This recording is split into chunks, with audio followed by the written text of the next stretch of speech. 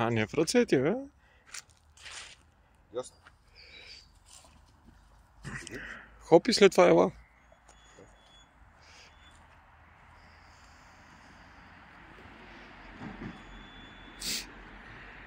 Хоп, ела. Чакай да го скочите. Като прескочи тогава. Или после ще увеличаваме разстоянието. Добре. Като кацни, като се приземи и тогава казваш ела. Давай. Хоп. Ела.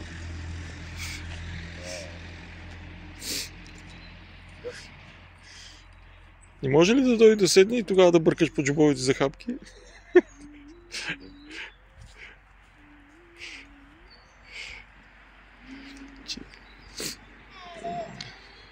Хоп. Ела. Виждаш ли, Васко?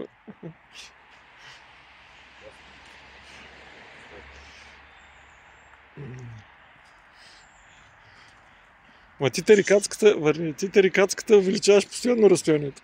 Малко. Няма, от едно и също разстояние и после ще го дигаме разстоянието.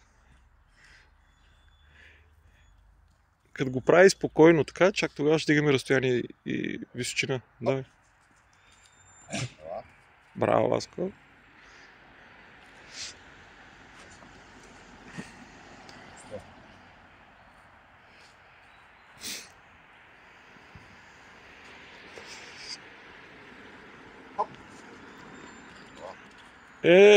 Това последното стана добре.